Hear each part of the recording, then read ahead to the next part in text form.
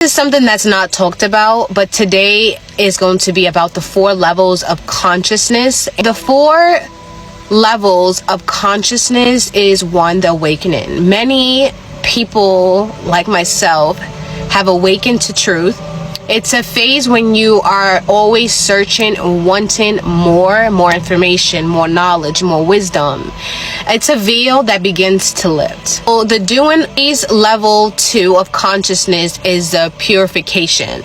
It's the doing process. It's letting go of family, letting go of strongholds, ways of eating. It's letting go of bad food, bad habits. It's letting go of fears, anxiety, trauma, ego, relationships, anything that is not serving a greater purpose. Then you have the 3rd phase, integration.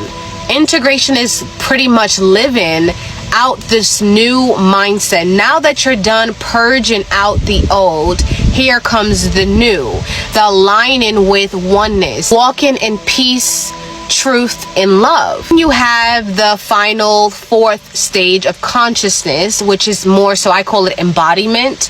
It's oneness, becoming one reflection of divine consciousness, the kingdom within fully awakened.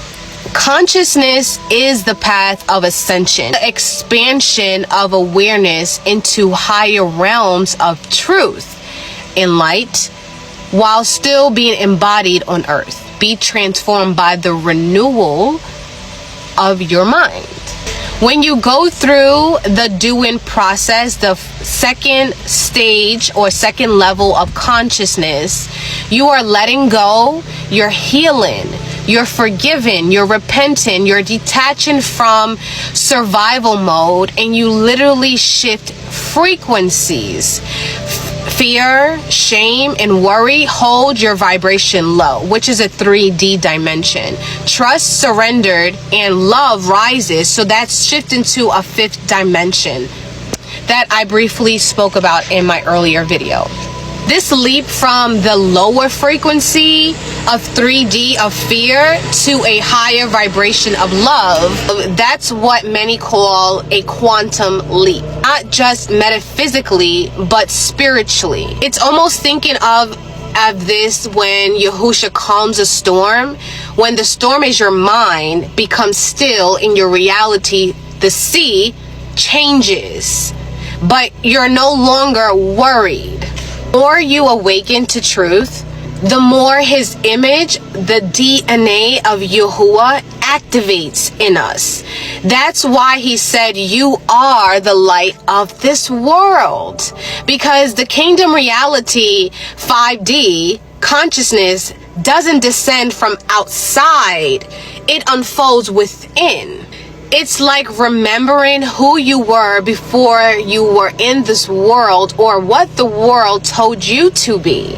You start to rise in who your identity is, and it becomes like it's an empowerment to live from the kingdom within. Yahusha taught this message that the kingdom of Elohim is within you. Luke 17, verse 21. So we have to arise just like Yahusha did, to awaken what's right inside of us just from the very beginning as he did.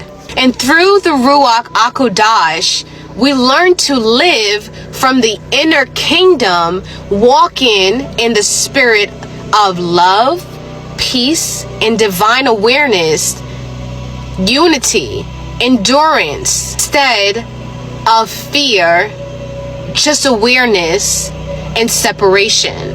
When you are sent and you understand the vibration, meaning Yahuwah's conscious, you understand the environment around you. When you study or speak or even meditate on Hebrew words or the language, especially the original Paleo Hebrew, you are activating spiritual remembrance. In Deuteronomy 32, it says, remember the days of old. That is aligning with the frequency of creation itself. reconnecting with the covenantal sound of heaven, of the voice of Elohim. It's not about knowing Hebrew fluently. It's about hearing his language again in your spirit, the one he spoke before you were born. Each letter in Paleo Hebrew carries significant weight of spiritual power, symbols and numbers and sound. The word literally in Psalms 33 verse 6 says, by the word of Yahuwah were the heavens made. Hebrew was the language of creation. In the book of Jubilees, it is said that Adam, Enoch, Noah, and Abraham all spoke the pure language. Hebrew means to cross over.